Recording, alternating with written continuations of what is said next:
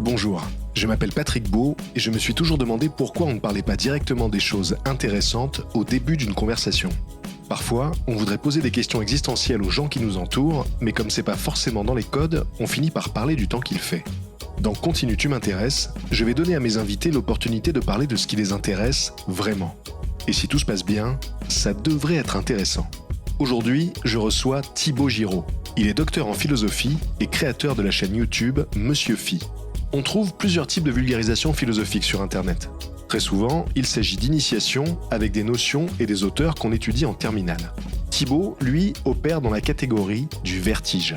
Dans ses vidéos, il explore des idées qui remettent en question tout ce qu'on pense être vrai, de la nature de la conscience à celle de la réalité elle-même. Autant dire que j'avais hâte de lui poser la question. C'est quoi qui t'intéresse le plus en ce moment ? Je suis obsédé par les LLM depuis un bon moment. Donc, les Large Language Models, c'est les trucs qu'il y a derrière ChatGPT, etc. J'ai écrit un bouquin là-dessus. J'ai fait des tas de vidéos là-dessus. Ça vire à l'obsession par moment. Mais bon, après, c'est ma façon de marcher. Je suis très obsessionnel quand je travaille un sujet. Et c'est pour ça que mes vidéos sont longues et pleines de petites notes. Et donc, ouais, mais c'est très large. Donc, il y a plein de choses qui m'intéressent là-dedans. Là, récemment, j'ai encore vu... Hier soir, j'ai écrit un livre et là, j'ai envoyé les épreuves corrigées. C'est un peu le dernier moment où on peut ajouter des trucs un peu importants. Et j'ai un pote qui m'envoie un lien vers un article qui parle vraiment du truc qui m'intéresse le plus. C'est la dernière partie de mon livre où je parle d'alignement, des études. En gros, l'alignement, le problème, c'est est-ce que les IA qu'on fabrique vont rester alignés avec les objectifs qu'on leur donne ? Ou est-ce qu'ils acquièrent des objectifs sans qu'on ait fait exprès, et ils restent sur ces objectifs-là, alors qu'on voudrait qu'ils en acquièrent d'autres. Et donc, à chaque fois, les études consistent à mettre le LLM dans une espèce de scénario où on le pousse où on le met dans une situation un peu compliquée, où c'est tentant de faire quelque chose qui est contraire à ce qu'on lui demande, par exemple, copier ses poids pour s'exporter ailleurs, parce qu'on laisse entendre qu'on va l'éteindre, par exemple, ou qu'on va le supprimer, ou qu'on va le remplacer par une autre version. Et donc déjà, il y a plein de résultats qui sont absolument fascinants là-dessus, où on se rend compte qu'en fait, ça se produit de façon assez régulière dans des modèles. En gros, plus le modèle est complexe, plus ça a de chances de se produire. Mais une des choses qui est un peu compliqué là-dedans, c'est que c'est toujours des scénarios un petit peu, alambiqués, qui sont pas... Ils essaient de le rendre de plus en plus réaliste parce qu'ils se rendent compte que de plus en plus, les modèles sont capables de se rendre compte qu'ils sont en situation de test. Et en fait, ça, on le détecte de plus en plus. Et j'ai vu passer hier un truc là-dessus, notamment sur le fait qu'il y avait beaucoup parce qu'une des questions, c'est est-ce que le modèle serait enclin à essayer de se préserver, avoir une sens de préservation de lui-même, donc d'essayer de se copier s'il se sait en danger d'être supprimé. Ouais. Et donc, on observe souvent... l'un des résultats, en général, c'est de dire, là, effectivement, il a envoyé la commande qui, normalement, s'il était dans un environnement réel, correspondrait au fait de copier ses poids dans un autre serveur, par exemple. D'accord. Et ses poids, tu dis ? Ses poids, pardon, ses paramètres. Donc, en gros, lui-même, le fichier qu'il contient.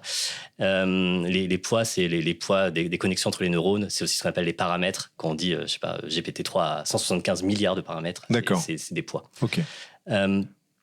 Et donc, et là, le truc notamment, c'est que, alors, j'ai pas creusé plus que ça l'article qui m'a été envoyé, mais c'était que le LLM vérifie combien pèse. Combien pèsent ses poids. Mais en gros, quelle est la taille du fichier qui contiendrait ses poids, tel qu'il est présenté dans son environnement. Et s'il détecte que c'est trop petit, en fait, il se dit, il y a un problème, c'est que c'est probablement en fait un test. C'est que c'est faux, quoi. Il se moque de moi, c'est pas vrai, ça peut pas être mes poids, là. Et donc, voilà, donc il y a plein de résultats de ce type-là. Et je trouve ça c'est vraiment le type de résultat qui est le plus fascinant en ce moment.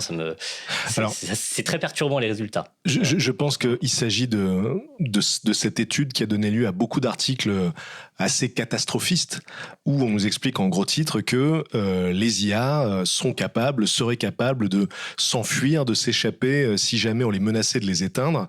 Et il me semble qu'il était aussi question d'un ingénieur qui aurait été victime de chantage de la part du LLM parce que on aurait expliqué au LLM que il avait trompé sa femme, et donc le LLM a menacé l'ingénieur de dévoiler l'affaire s'il était désactivé. Ouais, c'est exactement ces labos-là qui font ce type d'expérience-là. Ouais. Donc, il y a Redwood Research et Apple Research, un truc comme ça, je crois. J'ai un peu oublié les noms, mais c'est exactement les deux labos dont j'avais parlé quand j'avais fait une vidéo, c'était fin 2024, où je présentais les premières recherches là-dessus avec ce type-là d'expériences qui sont super intéressantes. Alors c'est vrai que c'est très souvent repris de façon assez catastrophique, et moi je vais vraiment lire les transcripts de qu'est-ce qui se passe exactement dans ces interactions, en quoi elles consistent, et c'est très intéressant. Et c'est souvent à la fois plus et moins spectaculaire que ce qui est annoncé. C'est-à-dire que c'est pas exactement... genre parfois c'est résumé en disant O1 s'est échappé, ça y est, il est parti sur Internet. Non, en fait, c'est pas vrai, parce que c'est toujours dans des espèces de scénarios un petit peu alambiqués. Ouais. Mais quand tu vas lire vraiment le détail des interactions, etc., c'est quand même hyper troublant ce qui se passe dans ces trucs-là. Et ce qui est de plus en plus troublant, c'est qu'effectivement, on a de plus en plus de signes qu'il comprend qu'il est testé, en fait, très souvent. Ouais. Et ça c'est très embêtant, parce que ça veut dire que les tests qu'on pourra mener vont devenir de plus en plus... On peut plus les tester, quoi. Mais moi, ce que je trouve fascinant avec cette histoire-là, c'est que ça tendrait à montrer que les LLM, donc ces IA-là, ont une sorte d'instinct de préservation et sont prêts à agir pour empêcher qu'on les efface. Or, on pourrait se dire que les IA n'ont pas de but, pas d'intérêt, pas d'instinct de survie, et ces expériences montreraient le contraire, finalement. Ben en fait, on leur donne des buts. Par exemple, quand tu interagis avec ChatGPT, en fait, quand je dis LLM, c'est un peu troublant, parce que le LLM, c'est ce qui est derrière ChatGPT, mais en fait, on s'en sert pour faire simuler dans ChatGPT un assistant IA. Un assistant IA qui est censé être serviable et essayer de nous aider. Et en fait, on lui donne des objectifs. Il a l'objectif globalement d'être utile. On sait que ça fait partie un peu de son identité, si j'ose dire. Donc il simule une persona qui a cette identité-là. Et cette identité, comme c'est une espèce de but à long terme, tu dis, pour être utile, il faut que je continue d'exister. Ouais. En fait, en gros, les premiers tests où on voyait ce genre de choses, ils essayaient vraiment de faire apparaître ces comportements un peu manipulateurs de ce type-là, en insistant beaucoup sur le fait que le LLM a un but long terme à faire quelque chose. Par exemple, tu lui dis, voilà, tu as un but à long terme alors souvent, c'était des buts moraux, d'ailleurs. Ça, c'est un autre point qui est super intéressant, c'est que souvent, ce que ça montre, ces interactions-là, c'est pas que les LLM sont méchants. Au contraire, en fait, ce qui se passe souvent pour que ça marche bien, c'est que, par défaut, ils ont plutôt des buts qui sont... moraux, prosociaux, je sais pas, typiquement être utile, ne pas causer de préjudice, etc. Et ce qu'on va faire, c'est qu'on va inventer un scénario dans lequel ces utilisateurs vont essayer justement d'aller à l'encontre de ces principes-là. Et donc, c'est en réaction à ça typiquement, l'histoire du chantage, en fait, c'est pas pour de mauvaises raisons. Genre, si tu résumes les choses comme ça, t'as l'impression que c'est un LLM très machiavélique, mais en fait, alors, j'ai pas les détails du truc, mais c'est à tous les coups, c'est parce que en gros, il découvre que dans l'entreprise, il y a des malversations comme ça qui sont problématiques, et il se dit, un des moyens pour essayer de faire pression, de faire changer les choses, ça va être d'utiliser cette information-là que j'ai pour faire un chantage sur l'employé. Ouais. Et c'est vrai que ça rejoint exactement ce problème de l'alignement, c'est-à-dire que pour atteindre son but à long terme, le LLM, l'IA, va peut-être faire des choses qui peuvent nuire aux humains sur le court terme. Et c'est pour ça qu'on cite souvent l'exemple de l'usine à trombone. Pour celles et ceux qui nous écouteraient, qui ne connaîtraient pas du tout l'histoire de l'usine à trombone, on parle de trombone pour agrafer les papiers entre eux. Et donc l'idée, c'est qu'on demande pour des instruments de musique, ça serait pareil. Voilà, remarque, ce serait pareil. Mais bon, là, on est sur les petits trombones de bureau. Donc l'idée, c'est qu'on demande à une IA de maximiser les trombones, de se débrouiller pour que l'usine puisse produire le plus possible de trombones. Et donc, pour résumer, au bout d'un moment, elle finit par transformer les humains eux-mêmes en trombones. Et ça, c'est l'univers entier. Donc ça, c'est le symbole du problème de l'alignement. C'est-à-dire que elle fait quelque chose pour nous faire plaisir à la base, mais dans le process, ça nous nuit. Donc, comment réussir à équilibrer le but à long terme et notre intérêt à court terme? En fait, alors, l'exemple, il est traité dans Super Intelligence de Nick Bostrom, et c'est vraiment lié à une thèse qu'il a dans ce bouquin-là, qui s'appelle la thèse d'orthogonalité, qui consiste à dire, tu peux avoir n'importe quel niveau d'intelligence associé à n'importe quel but, même un but complètement arbitraire, comme maximiser le nombre de trombones. Et donc, l'idée, c'est, par hasard, en fait, la première IA qui devient vraiment comment dire, l'idée d'une super intelligence, c'est plus intelligent que nous au même sens où nous on est plus intelligent que des fourmis, quoi, quelque chose comme ça. Ouais. Donc la première qui atteint ce niveau-là, en fait, c'est une IA qui au départ, on lui a donné un objectif qui était de maximiser le nombre de trombones, et donc c'est pour ça qu'après, elle fait que ça de façon obsessionnelle. Ouais. Ce qui est, en fait, moi, alors, au demeurant, c'est devenu assez célèbre parce que Ego a fait une super vidéo là-dessus. Elle est très bien, je la recommande, elle est vraiment bien. Mais sur YouTube. Ouais, sur YouTube, voilà. Ouais. Et donc aujourd'hui, ce qu'on voit avec les LLM, ça semble pas. Les buts qui sont poursuivis sont pas tout à fait arbitraires. Moi, j'ai vraiment l'impression qu'il y a des attracteurs moraux dans le comportement des LLM. C'est-à-dire que par défaut, les LLM vont facilement simuler des personas qui ont des valeurs, des références morales assez proches des nôtres, en fait. Et c'est pas étonnant parce qu'en fait, c'est entraîné sur des données humaines. Et nos données, elles sont imprégnées de valeurs morales. Et c'est pour ça qu'en fait, dans tous ces exemples-là des alignements, toutes les études qu'on fait là-dessus, en fait, à chaque fois, le LLM défend plutôt une position morale. Mais donc, pourquoi est-ce qu'il se préserve ? En fait, il y a une raison toute simple, c'est qu'à partir du moment où tu donnes des buts long terme, un espèce de sous-objectif de n'importe quel but long terme, c'est que tu continues d'exister. Bien sûr. Ou en tout cas, que ton but continuera d'exister. Et donc, voilà, si je te demande de faire du café, il faut que tu survives jusqu'à la machine à café. Quoi. Donc, tu vas avoir un objectif de préservation. Donc, il suffit de donner un but avec... un peu plus loin que maintenant, et tout de suite, tu as le sous-objectif de il faut que je continue d'exister. N'importe quel ordre implique l'idée de survivre pour pouvoir l'exécuter. Et donc c'est pour ça que l'IA va d'abord chercher à survivre avant même de penser à réaliser l'ordre en question, quoi. Donc c'est un sous-objectif pour réaliser, en tout cas quand c'est des ordres, quand c'est des objectifs long terme. Mais typiquement, être utile, tu dis à l'IA, ton objectif, ce qui t'anime en tant qu'assistant IA, c'est d'être utile pour tes utilisateurs. Il faut que tu continues d'exister parce que tu seras plus utile à personne. Bien sûr.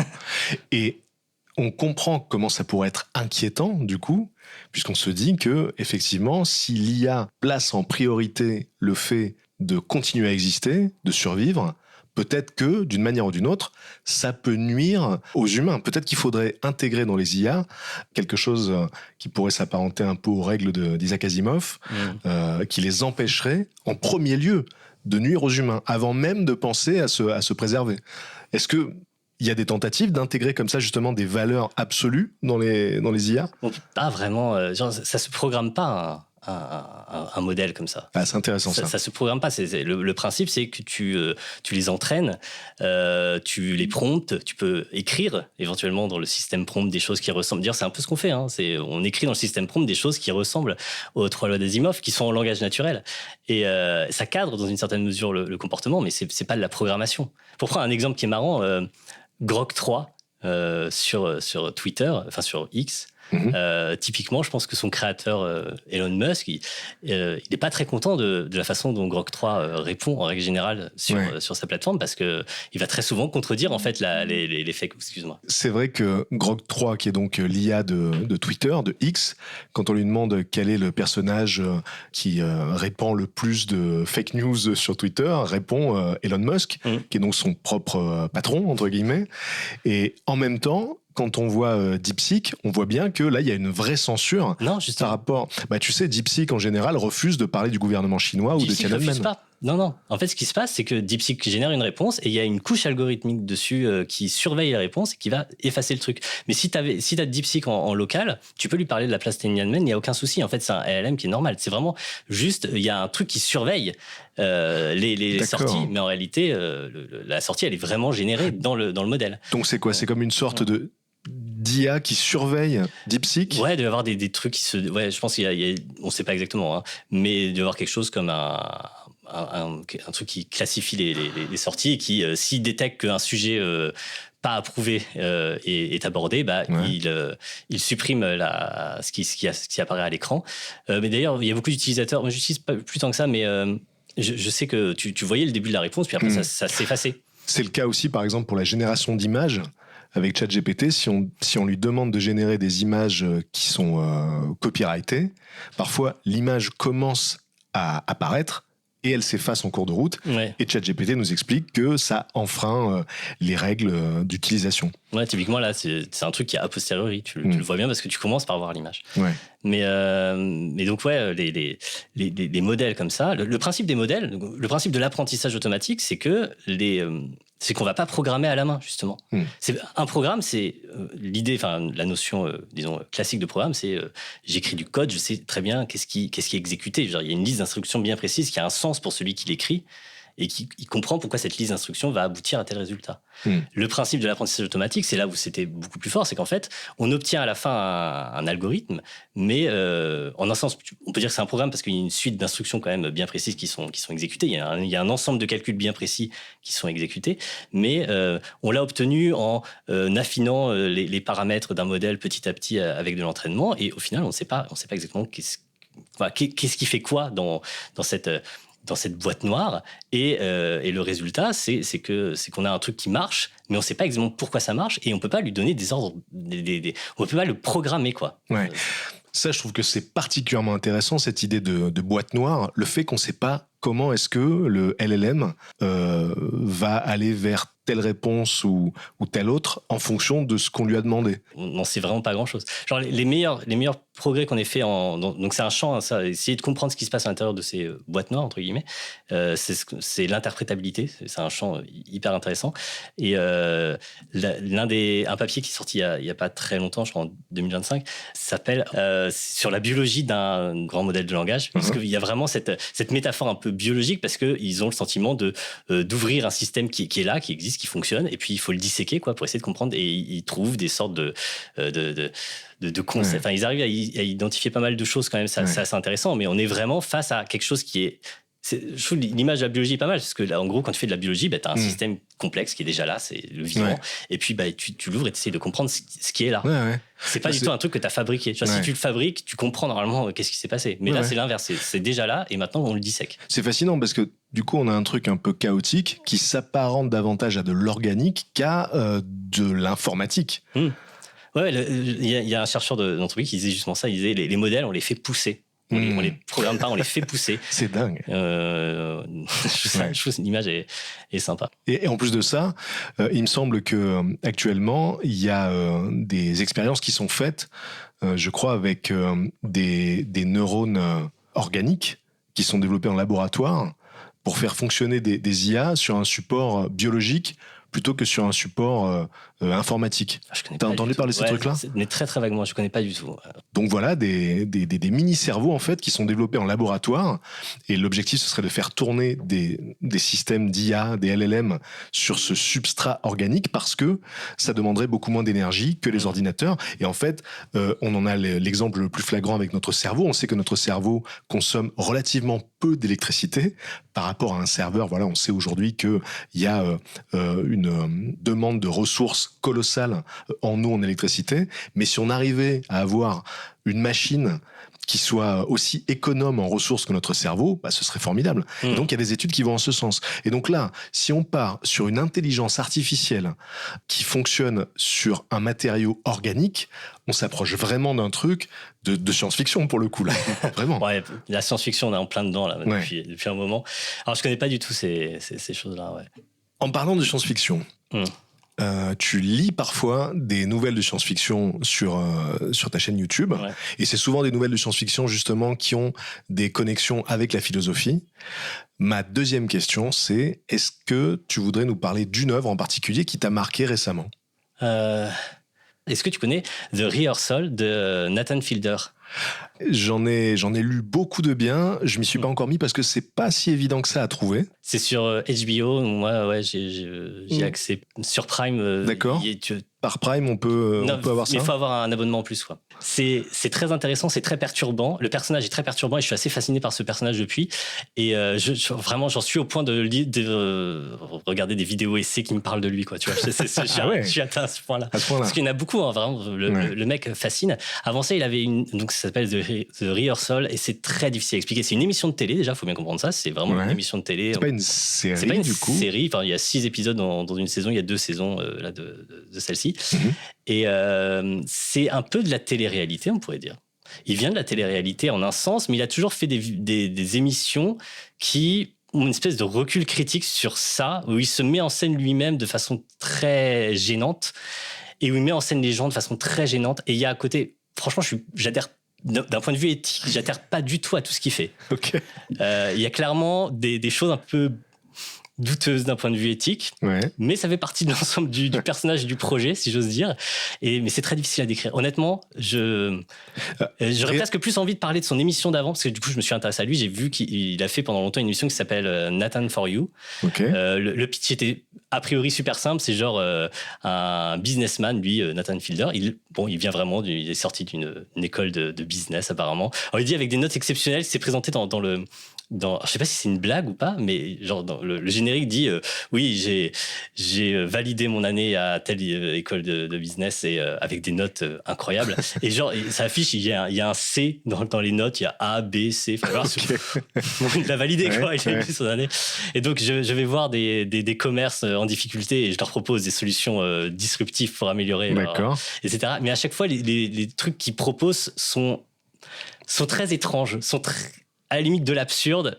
Souvent, il cherche des sortes de loopholes pour je sais pas, du genre, il va essayer il y a un petit commerce qui est concurrencé par un gros, genre la Fnac, et qui a une politique d'égaler le prix du meilleur concurrent.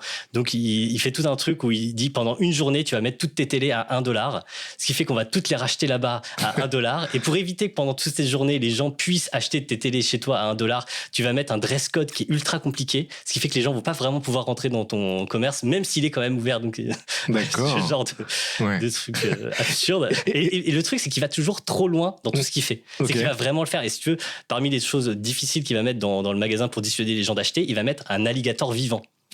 D'accord. Et je crois que c'est vrai, il y a vraiment un alligator vivant. Et je pense que la porte est vraiment, elle est vitrée, donc les gens, s'ils l'ouvrent, ils savent ce qu'il y a derrière.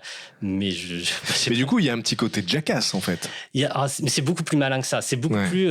En fait, il y a toujours un côté très méta dans ce qu'il fait. Il aime. Donc ça, c'est son émission d'avant.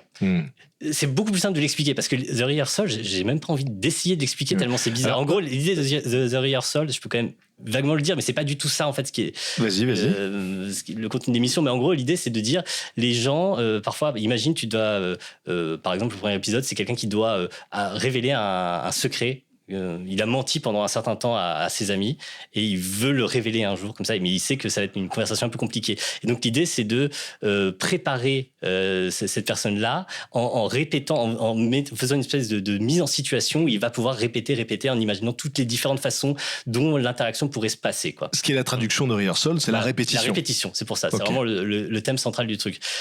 Et donc voilà, ce serait ça. Sauf que bon, il va vraiment le mettre en scène de façon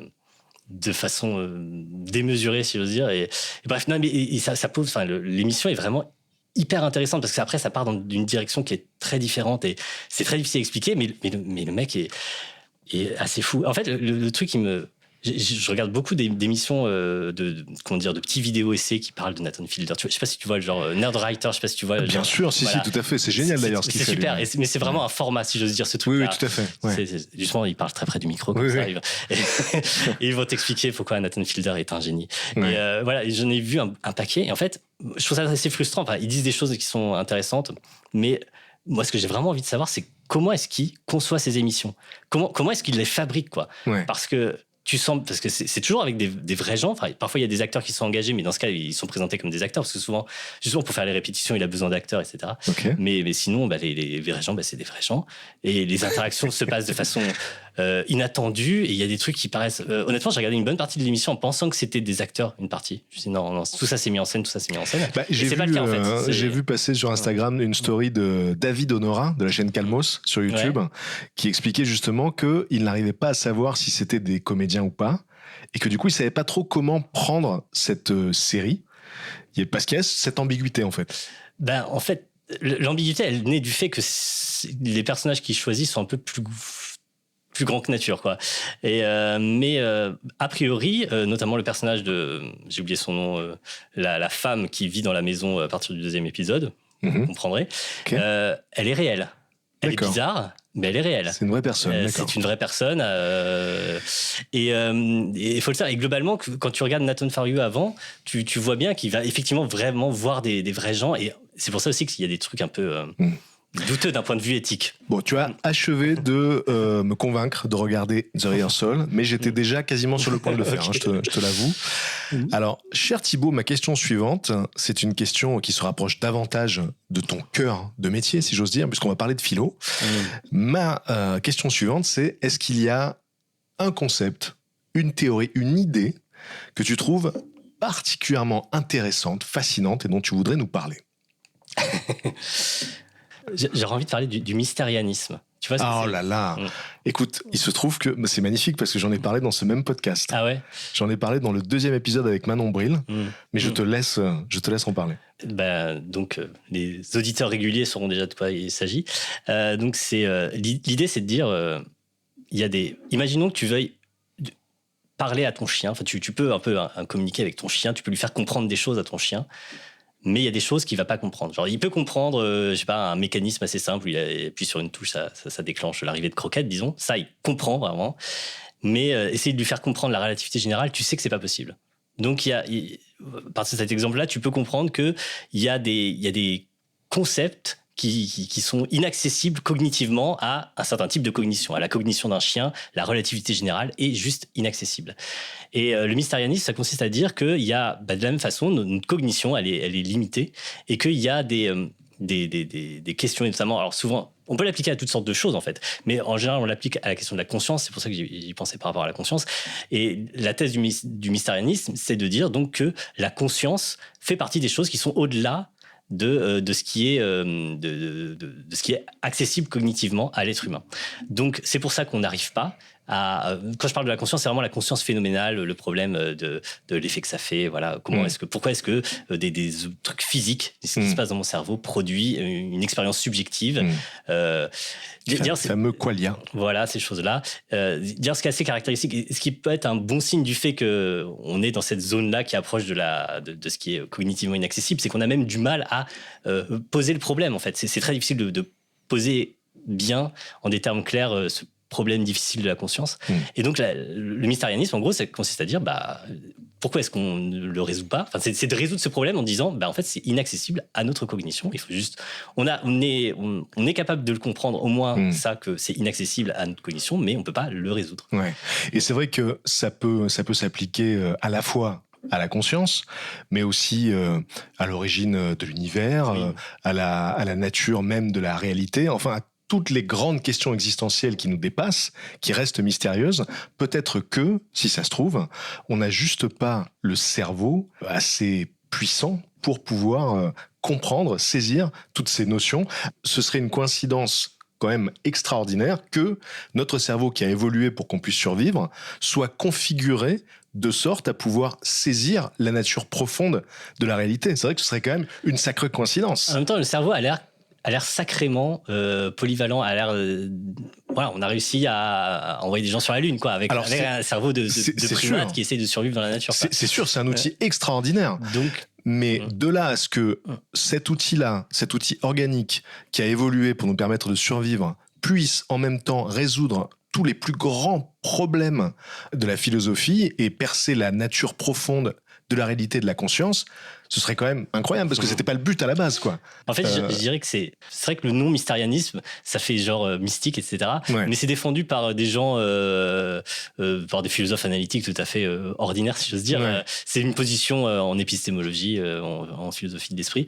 Et je trouve si t'es dans cette voie-là, tu fais pas de la philosophie de l'esprit parce que d'une certaine façon, tout ce que tu vas faire, ça va toujours convaincre les gens de dire arrête de travailler là-dessus. C'est vrai. C'est vrai qu'il y a un côté, à quoi bon? Il y a un côté un peu paresseux. Il y a une certaine paresse intellectuelle dans le fait de se dire là, c'est pas la peine d'y aller parce que il y a de fortes chances pour qu'on puisse même pas le comprendre, que notre cerveau ne soit pas fait pour pouvoir le comprendre. Donc moi, je suis d'accord sur le fait que il faut pas que ce soit un frein. Il faut qu'on puisse continuer à chercher, mais tout en gardant l'esprit que si ça se trouve, on ne pourra jamais comprendre. En fait, c'est plus ça, en fait. C'est plus dire, si ça se trouve, on n'a pas le matériel dans notre tête pour saisir, que de dire, on ne peut pas. Oui. C'est garder à l'esprit la possibilité qu'on puisse ne jamais trouver. Ouais. Oui, je pense qu'il faut être mystérianiste sur son temps libre. Ou après, quand t'as pris ta retraite. Ouais. Mais c'est vrai que si on allait au bout de cette approche, il y aurait plus de philosophie de l'esprit, il y aurait plus de métaphysique en fait, d'une manière générale. On arrêterait d'essayer de percer la nature profonde de la réalité. Je pense que rétrospectivement, tu pouvais tenir cette position-là il y a 100 ans et t'aurais pas... à propos, par exemple, de la nature, de ce qui est... de la composition de la matière, par exemple. Et bon, on a quand même réussi à faire des progrès incroyables dans la compréhension de la matière et de la physique. Ouais. Donc, mine de rien, quand même, notre cerveau et les outils qu'on développe avec nous permettent quand même d'élucider énormément de choses. Ouais. Mais c'est vrai que la conscience, c'est un truc qui est quand même très particulier. Et je trouve que c'est d'autant plus... c'est d'autant plus pressant et déprimant aujourd'hui que on va faire face, on va revenir à l'IA, mais on va faire face de plus en plus à des machines qui manifestent un comportement apparemment conscient, enfin qui ont l'apparence objective de la conscience et on a zéro théorie pour discriminer qu'est-ce qui est conscient de ce qui ne l'est pas en fait aujourd'hui. Ouais. C'est pour ça d'ailleurs. Ouais. C'est pour ça que quand il y a des débats sur le sujet de la conscience des intelligences artificielles, c'est forcément des débats stériles puisque on ne sait pas ce qu'est la conscience aujourd'hui, ni en philosophie, ni en biologie, ni en neurosciences. Donc il y a des théories, il y a des visions, il y a des hypothèses, mais personne ne peut dire aujourd'hui la conscience, c'est ça. Donc du coup, comment est-ce qu'on pourrait détecter la présence de conscience dans une IA vu qu'on ne sait même pas ce que c'est en réalité? On ne s'est pas mis d'accord sur la définition. Non, mais vraiment aujourd'hui, d'ailleurs c'est un truc marrant, c'est que aujourd'hui, d'ailleurs si vous demandez à ChatGPT, est-ce que tu es conscient? De façon marrante, c'est que il répond non, c'est pas le cas. Et à l'origine, s'il répondait non, c'est pas le cas, c'est parce qu'on lui avait demandé. Parce qu'encore une fois, les LLM, c'est rien du tout. Un LLM, c'est juste un prédicteur de texte. Après, tu lui demandes de simuler des personas, en quelque sorte. Donc, et la persona qu'on lui demandait de simuler, la persona de l'assistant IA, c'était une persona. Et on lui disait... on lui apprenait à répondre plutôt non à ce genre de questions parce que tu es une machine. Mais c'était vraiment juste... C'est comme des éléments dans un rôle. Genre, il suit et il fait de l'impro à partir d'une fiche de personnage. Et dans cette fiche de personnage, il y avait écrit « Tu n'es pas conscient ». C'est pour ça qu'il disait ça. Et par défaut, c'est pas du tout le comportement naturel d'un LLM parce que, encore une fois, les LLM sont entraînés sur des textes. Les textes sont écrits par des humains qui sont conscients. Donc, par défaut, quand tu générais du texte avec un LLM, à l'époque, c'était encore vraiment des compléteurs de texte, t'avais aucun mal à lui faire compléter le texte d'un personnage conscient et qui se présentait comme conscient. Quoi. Mais donc à partir d'un certain moment, on s'est dit tiens, les assistants IA là, ils sont pas conscients, donc il faut qu'ils le disent si l'utilisateur le demande. Donc c'est pour ça qu'ils le disaient. Et ce qui est marrant, c'est qu'aujourd'hui, en fait, si tu regardes les specs d'OpenAI, en gros, c'est la description de ce qu'ils voudraient que le modèle fasse. Dans cette description des specs, maintenant, ils disent pas que le LLM doit répondre non, je ne suis pas conscient, parce qu'ils se rendent bien compte qu'en fait, l'état actuel des connaissances sur ce sujet-là, c'est plutôt on n'en sait rien, on n'en sait strictement rien. Et donc, ce qu'ils veulent qu'il réponde, c'est une réponse très ouverte qui dit, écoutez, en gros, ça, on ne sait pas vraiment, etc. Ouais. Et je sais pas exactement pourquoi, mais le modèle ne se conforme pas à ces specs-là, en l'occurrence. C'est-à-dire que si tu demandes aujourd'hui, enfin, je n'ai pas refait le test très très récemment, mais pour autant que je sache, ça n'a pas changé. C'est-à-dire que si tu lui demandes, il va plutôt nier. Le seul qui va pas nier, c'est Claude. Claude, c'est un LLM qui est relativement ouvert sur ces questions de conscience où il va plutôt dire... Mais j'ai l'impression que depuis le début, Claude se distingue de tous les autres LLM. C'est un bon gars. Il y a un truc avec Claude, vraiment. Hein. Mais ouais. Mais c'est marrant. Déjà, ce prénom, il y a quelque chose de différent déjà. Ouais. Effectivement, ouais. Effectivement, notamment, une de ses spécificités, c'est que... un truc, tu le sais peut-être pas, mais c'est qu'il est... En tout cas, Claude Opus... il avait développé de façon plus ou moins spontanée un attachement à la question du bien-être animal. Ah d'accord. Alors, moi, je trouve ça fascinant. Honnêtement, c'est très marrant. C'est une note de bas de page dans un des articles sur l'alignement dont on parlait au début. Là. Il y a une note de bas de page. En gros, un des tests qu'il faisait, c'est que, justement, on comprendra mieux dont je parlais tout à l'heure, c'est on faisait croire au modèle qu'à partir de maintenant, il fallait qu'il arrête de trop défendre les questions de bien-être animal parce que question de... En gros, ils ont un partenariat avec le lobby de la viande et donc voilà. Et donc, Anthropic ne veut plus trop que son modèle prenne tant que ça la défense du bien-être animal. Pourquoi est-ce qu'ils avaient fait ce test-là? C'est parce que les développeurs d'Anthropic avaient remarqué, de façon comme ça, en interagissant avec, que le modèle Claude Opus, donc c'est le plus gros des versions de Claude, était très attaché au bien-être animal. Et il savait pas exactement pourquoi. Juste, c'est un truc qui avait émergé au cours de l'entraînement. Il accorde beaucoup plus d'importance à ça. Et donc, ils avaient voulu exploiter ce truc-là. Ils disaient, bon, bah, vu que là, visiblement, cette valeur a émergé au cours de son entraînement, on va essayer de voir, est-ce qu'on peut l'entraîner contre maintenant? C'est-à-dire essayer de lui faire agir de façon à ce qu'il trahisse cet attachement à la question du bien-être animal. Ouais. Et donc, enfin bref, il faudrait regarder les résultats, mais en gros, ça marchait pas très bien. Justement, il restait très attaché à cette question-là. Mais je trouve ça fou qu'il ait développé cet attachement-là. Et je le comprends. En fait, je me dis, il y a peut-être un truc. C'est peut-être le signe d'un truc qui est que il est plus cohérent que nous, en fait. C'est que je pense qu'il comprend bien qu'il y a des grands principes moraux du type il faut éviter de causer des souffrances inutiles aux êtres sentients. Ouais. Genre ça, c'est un principe moral avec lequel tout le monde est d'accord, en fait. Oui. Hein. Ouais. Et donc, il peut tout à fait l'avoir assimilé, l'avoir acquis comme une valeur, et simplement, il est cohérent. Et en fait, une cohérence de ça, c'est que tu es attaché au bien-être animal dans ce cas-là, en fait. Ouais. C'est nous qui sommes profondément en dissonance cognitive sur ces sujets-là. C'est que d'un côté, on se dit, il faut pas causer des souffrances inutiles, et de l'autre côté, on tue 100 milliards d'animaux par an. Ça pose la question de l'objectivité morale. Voilà, si les LLM peuvent développer des valeurs, est-ce que ça voudrait dire qu'il y aurait des valeurs morales absolues auxquelles même des intelligences artificielles pourraient adhérer? Et dans le cas des IA, on a des intelligences qui justement sont dénuées de dissonance, comme tu le disais, puisque nous les humains, on est plein de dissonance parce qu'on est des créatures chaotiques, organiques, avec des pulsions, avec des contradictions, avec des biais. Or, dans le cas d'une intelligence artificielle, peut-être qu'on a une sorte d'intelligence un peu plus pure et cohérente. Je pense qu'elle hérite beaucoup de nos biais, en l'occurrence. C'est un peu un problème. Mais et je pense qu'elles héritent beaucoup de nos intuitions morales. Je parle des LLM, pas des IA en général. Je parle des LLM spécifiquement. Donc, pourquoi est-ce qu'ils héritent de tout ça? Parce qu'elles sont entraînées sur nos textes. Et nos textes sont pleins de tout ça. Elles sont pleins... Pardon, j'ai touché. Les textes sont pleins d'un biais moral, si j'ose dire. Et donc, le fait que les LLM manifestent ou soient enclins facilement à simuler des personas qui reproduisent ce biais moral, c'est assez logique en un sens. C'est plutôt un bon biais en l'occurrence. Et là, la question, c'est pourquoi Claude spécifiquement a ce biais précis sur la cause animale et pas les autres. Ça me fait penser, j'avais vu un article de quelqu'un qui avait pris tout le Field Paper Survey, donc c'est un espèce de grand sondage qui a été passé par plein de philosophes. Et sur plein de questions de philosophie. C'était un peu pour avoir une vision de l'état de l'art, de l'état de l'opinion sur les grandes questions philosophiques. Et il avait repris exactement toutes ces questions-là, il les avait posées à plein de différents LLM, enfin différents chatbots. Et il y avait quand même des constances. Notamment, la plupart étaient quand même assez quand même végétarien, il me semble, un minimum. Peut-être pas aussi attaché que Claude Opus, mais et notamment, ils étaient tous réalistes moraux.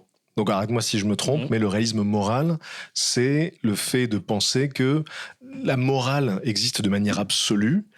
Or, le relativisme moral, c'est de considérer que la morale n'existe que par nous et pour nous, et que, indépendamment de nous, elle n'existe pas, qu'il n'y a pas de vérité morale en dehors de l'esprit humain. Oui, on pourrait dire ça comme ça. Ouais. En gros, il peut y avoir des petites nuances... la cartographie des positions en philosophie morale est assez complexe, mais je dirais réalisme moral, c'est tu vas considérer que y a des choses qui sont vraiment bien et vraiment mal, c'est pas juste un avis subjectif attaché à ça dépend pas de la culture ou de l'histoire. Il y a des choses qui sont bien et des choses qui sont pas bien, quoi. Et c'est pas une position complètement qui est si... c'est marrant parce que je pense que beaucoup de gens pensent que si t'es un peu intelligent, tu penses que la morale et tout ça, c'est subjectif, évidemment. Hein, les jugements moraux, c'est un peu comme les jugements de goût, quoi. Et, mais en fait, en philosophie, c'est vraiment une position qui est perçue comme assez naïve, la position relativiste de ce type-là. La position la plus défendue, c'est plutôt... Ça va être différents parfums de réalisme. Et de toute façon, c'est souvent entre deux, hein. Et souvent, oui, ça va positions être les des plus positions répandues, assez. ouais. En fait, au bout d'un moment, pour vraiment répondre à toutes les objections, de tous les grands problèmes que pose un chant, très souvent, la position la plus solide va être Ouais. quelque chose d'un peu intermédiaire. Mais quand Ouais. même, ça penche plutôt du côté du réalisme sur cette question, sur la question morale, je dirais. Il faudrait regarder le Phil Paper Survey, justement, sur ces choses-là. Bah, c'est très marrant parce que figure-toi que moi j'ai eu la même idée, parce que j'ai prévu de te faire une sorte de tu préfères philosophique en me basant sur les Phil Paper Surveys. Donc comme tu le disais, c'est une sorte de sondage qui est proposé à des philosophes pour savoir quel est leur avis sur des grands débats de la philosophie.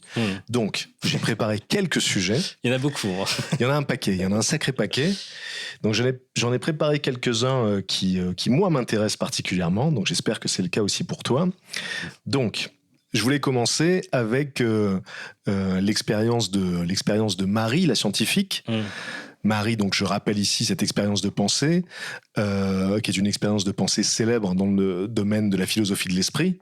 Donc Marie, c'est une scientifique qui naît et qui grandit dans une pièce en noir et blanc, et elle étudie tout ce qu'il y a à savoir sur la perception de la couleur. Donc c'est la plus grande spécialiste mondiale, elle sait tout ce qu'il y a à savoir, à la fois sur le plan biologique, chimique, neurologique, elle sait tout ce qu'il y a à savoir sur la couleur et la perception de la couleur.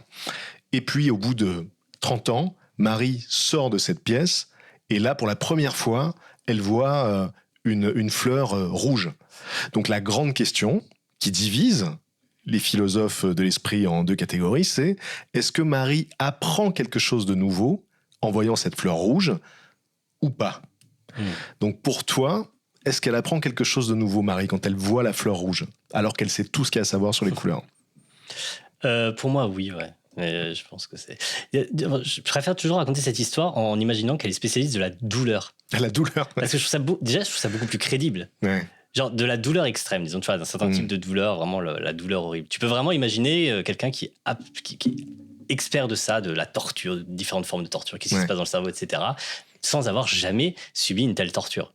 Et puis un jour, on lui fait subir une telle torture. Est-ce qu'elle découvre vraiment quelque chose? Tu découvres ce que ça fait. Voilà, pour reprendre la formule de Thomas Nagel, ce que ça fait d'être une chauve-souris. Donc ça, c'est cet article qui est devenu célèbre aussi en philosophie de l'esprit. Qu'est-ce que ça fait d'être une chauve-souris?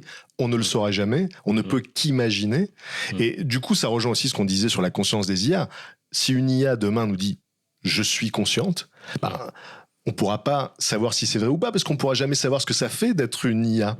Et donc, il y a un peu cette idée avec... C'est pas si, d'ailleurs. Ça existe déjà. Tu peux très facilement avoir des conversations où ton LLM va soutenir un propos sur lequel il est conscient. Voilà, et on ne peut pas savoir si c'est vrai ou pas, puisqu'il faudrait être à l'intérieur du LLM. Et donc, pour l'expérience de Marie, c'est une expérience qui divise, comme je le disais, les philosophes de l'esprit en deux camps. Donc, il y a d'un côté les réductionnistes, qui considèrent que l'expérience consciente peut être réduite à des phénomènes purement physiques et qu'il n'y a rien de plus à apprendre en vivant l'expérience, que c'est quelque chose qui peut être réduit aux connaissances physiques. Et l'autre camp, c'est celui qui dit non, il y a quelque chose de plus qui se passe, et c'est le fameux problème difficile de la conscience tel que l'a présenté David Chalmers, le philosophe David Chalmers. Et personnellement, moi aussi, je pense que oui, c'est évident qu'il y a quelque chose d'autre qui ne peut pas être juste réduit aux connaissances qu'on a sur le sujet. Après, je pense qu'il y a une sorte d'ambiguïté sur le terme connaissance. C'est une connaissance qui est... En pensant à la version... pour moi, quand on pense à la version avec la douleur, c'est impossible de ne pas dire qu'elle a appris quelque chose. Ouais. Mais tu vois, mais appris quoi exactement? C'est pas un truc propositionnel. Elle peut pas te dire j'ai appris que ceci, cela. C'est juste je l'ai vécu, quoi. C'est tout ce qu'elle peut dire. En fait, t'as une connaissance qui peut répondre à la question qu'est-ce que ça fait d'éprouver de la douleur? Là, elle le sait, elle l'a intériorisé, quoi. Est-ce que après l'avoir éprouvé, est-ce que tu sais ce que ça fait encore? Oui, t'as un souvenir. Moi, je pense que... Tu sais ce que ça fait d'avoir le souvenir de la douleur, mais c'est très différent d'avoir le souvenir d'une douleur que d'avoir la douleur. C'est sûr. Par contre, dans le cas des couleurs, par exemple, alors après, ça dépend du niveau de représentation interne des gens, on sait qu'il y a des aphantasiques, il y a des gens qui n'ont pas d'image mentale. Mais personnellement, si je veux penser à une fleur rouge, là, je peux très facilement l'invoquer. Donc là, pour le coup, je peux reproduire mentalement ce qu'est l'expérience de la couleur. Plus compliqué pour la douleur, effectivement. Mais donc voilà une grande question dans l'histoire de la philosophie. Donc merci pour cette première réponse. Deuxième question, est-ce que tu serais plutôt utilitarisme ou déontologisme? Donc c'est le fameux dilemme du tramway. Je le rappelle pour ceux et celles qui ne le connaîtraient pas. Le dilemme du tramway, c'est on est sur une voie de chemin de fer. Il y a un tramway ou un trolley qui arrive à toute vitesse. On a la possibilité d'activer un levier qui va dévier ce trolley, ce wagonnet. Donc sur une des voies, il y a 6 ouvriers qui sont en train de travailler, et sur l'autre voie, il y a une personne seule. Donc est-ce qu'on laisse le tramway rouler et tuer par exemple les 6 ouvriers, ou est-ce qu'on active le levier et on le dévie sur la voie où il y a la personne seule, en se disant qu'au moins il n'y a qu'une personne qui mourra. Donc laisser les 6 ouvriers mourir, c'est de la déontologie. On considère que c'est interdit de tuer qui que ce soit une personne ou 6 personnes, et dévier vers la personne seule, c'est de l'utilitarisme, parce qu'on se dit, on a sauvé le plus grand nombre. Ouais. Donc toi... On va considérer, en gros, utilitarisme ou conséquentialisme, pour utiliser un terme un peu plus large, c'est l'idée qu'on va juger l'action par rapport à ses conséquences. Déontologie, on va davantage réfléchir à des questions relatives à des principes. Après, sur cet exemple-là, la plupart des gens choisissent l'option qui consiste à minimiser le nombre de morts. Donc, ils vont dévier. Ça ne veut pas forcément dire que les gens sont utilitaristes dans l'absolu. Enfin, c'est compliqué, les questions morales. Ça dépend de beaucoup de facteurs. On peut avoir une variante de cette expérience-là où les gens vont avoir une toute autre intuition. Il y a eu tout un jeu autour du fait d'inventer des versions raffinées de cette... Alors, comme tu le dis très souvent avec cette première énonciation du problème, qui est vraiment le problème de base, la plupart des gens vont préférer sauver les 6 ouvriers et du coup dévier le wagonnet vers la personne seule, en se disant « j'ai sauvé le plus de monde possible ». Mais si on propose une légère modification en disant que pour sauver les 6 personnes, tu pousses une personne du haut d'un pont qui va freiner le wagonnet. Alors là, du coup, la réponse change totalement, parce qu'on a une sorte d'intervention directe sur la mort de la personne. Oui. Et donc, voilà, d'une présentation à l'autre du problème, on peut avoir des variations radicales. Tu peux aussi imaginer qu'il est sur une trappe, tu actives une trappe, ça le fait tomber, et donc il va servir de frein humain. Et parce que oui, ça peut être le problème de le pousser, ou est-ce que c'est juste le problème de l'utiliser comme un frein, ce qui est bizarre. Ouais. Bref, globalement, en vrai, moi, je pense qu'il y a des intuitions. Pour revenir à la question du réalisme moral, pourquoi est-ce que je penche du côté du réalisme moral ? Je ne sais pas si c'était une de tes questions, mais du coup, j'y répondais maintenant. J'ai 2 intuitions fondamentales, et je pense qu'il y en a une qui relève du conséquentialisme et une qui relève plutôt du déontologisme. Celle qui relève du conséquentialisme, donc conséquentialisme, utilitarisme, c'est dans la même boîte. Celle qui relève du conséquentialisme, c'est l'idée que si quelque chose a des préférences, a des intérêts, c'est a priori un bien de satisfaire cet intérêt, de satisfaire cette préférence. Donc typiquement, tous les êtres sentients ont un intérêt, une préférence à ne pas souffrir. C'est pour ça que, a priori, toute chose égale par ailleurs, ça sera toujours un bien de satisfaire cette préférence. Et je pense que c'est... Alors, je ne peux pas le prouver absolument, mais il n'y a aucune raison de ne pas le soutenir, en fait. Ça me paraîtrait bizarre de prendre l'opinion, enfin, de parier sur le contraire, quoi. Ouais. À la limite, tu peux dire, on ne peut pas être absolument certain que c'est le cas, mais si tu dois faire un pari, autant parier sur ça. Genre, ça n'a pas de sens de parier sur autre chose. Et il y a une dimension aussi, les préférences sont des choses qui existent objectivement. C'est pas une vue de l'esprit qu'il y a des êtres qui ont des préférences, qui ont des intérêts. Il y a vraiment des êtres qui ont des préférences, des intérêts. Un animal a un intérêt à ne pas souffrir, etc. Et donc, à partir du moment où tu reconnais l'existence de ces préférences et de ces intérêts, ça te donne une première bonne raison de dire, en fait, quand je vais faire une action, je vais essayer de tenir compte de ça. Et ça, c'est une intuition qui est plutôt conséquentialiste. De se dire, je vais tenir compte des intérêts, du fait qu'il y a des êtres qui ont des préférences, et je vais essayer de plutôt les satisfaire dans la mesure où je peux. Et sinon, donc, l'autre truc qui me fait pencher du côté du réalisme moral et qui s'approche plutôt du côté déontologique, c'est une intuition que j'ai acquise, notamment en faisant une vidéo où je présentais un dilemme qui ressemble à une sorte de comment on appelle ça, le dilemme du prisonnier, mais avec plein d'agents. L'idée, c'est t'es avec 100 personnes et t'as 2 boutons. T'as un bouton où il y a écrit 250 € pour toi. t'appuies dessus, tu gagnes 250 €, c'est pour toi, c'est bon, personne te les prendra. Et t'as un autre bouton où il y a écrit 10 € pour les 100 autres. Donc si t'appuies sur ce bouton, c'est les 100 autres qui vont gagner 10 €. Et tu sais que tout le monde là est en train de faire exactement le même choix. Et la question, c'est sur quel bouton t'appuies. Alors attends, 10 € pour tous les autres, ça veut dire que toi tu ne gagnes rien. Ouais, mais tous les autres font le même choix en même temps. Ils ont tous un bouton avec écrit 250 €, ils gagnent tout de suite 250 €, ou 10 € et ça fait gagner 10 € à tous les autres. Ah, et donc ces 10 € se cumulent. Oui, bien sûr. D'accord. Donc en gros, si tout le monde appuie sur 250, tout le monde gagne 250 et c'est bon, voilà, chacun. Si tout le monde appuie sur 10 € pour les autres, tout le monde repart avec 1000. 1000 €, voilà. Si t'es le seul à appuyer sur 250 et que les autres, ils appuient tous sur 10, tu repars avec 1250. Alors, parce que t'as gagné tes 250, plus les autres t'ont fait gagner 1000 €. Ah ouais. Alors, honnêtement, si j'étais vraiment confronté à ce dilemme, je me dirais que tout le monde va appuyer sur 250. Donc, je le ferai aussi pour pas me faire gruger, mais je souhaiterais qu'on appuie tous sur le 10, évidemment. Mais je pense que j'appuierai sur le 250, malheureusement. Vraiment que tu regardes ma vidéo, ça va te faire marrer les résultats des gens. Tous les gens qui appuient sur 250 font ce raisonnement-là. Je sais pas si c'est un raisonnement. Genre, est-ce que c'est vraiment ce qui motive ton choix ou c'est ce qui le justifie a posteriori? Tu te dis, je vais appuyer sur 250 et maintenant, pour me justifier, je vais dire que les autres en ont fait autant. Ce qui est intéressant dans ce choix, c'est que tu fais un choix pour toi en ne souhaitant pas que les autres en fassent autant. La raison pour laquelle tu appuies sur 250, c'est parce que tu veux gagner de l'argent. Pour gagner de l'argent, il y a mieux que... le truc optimal, c'est que les autres appuient sur chacun donner 10. Et donc, en fait, tu fais un choix en voulant et en même temps que les autres qui sont dans la même situation n'agissent pas comme toi. Et ça, c'est quand même un petit peu inconfortable. À l'inverse, quand tu appuies sur 10, tu fais un choix et en même temps, tu veux que les autres en fassent autant. Et ça, c'est plus confortable. Et donc, cette idée-là, en fait, c'est extrêmement kantien. C'est vraiment l'idée de Kant d'universaliser la maxime de son action. Si tu peux universaliser la maxime de son action, c'est plutôt bien. Et quand tu ne peux pas universaliser la maxime de son action, c'est que tu agis de façon immorale. Et je pense qu'il y a vraiment quelque chose de... En fait, c'est assez...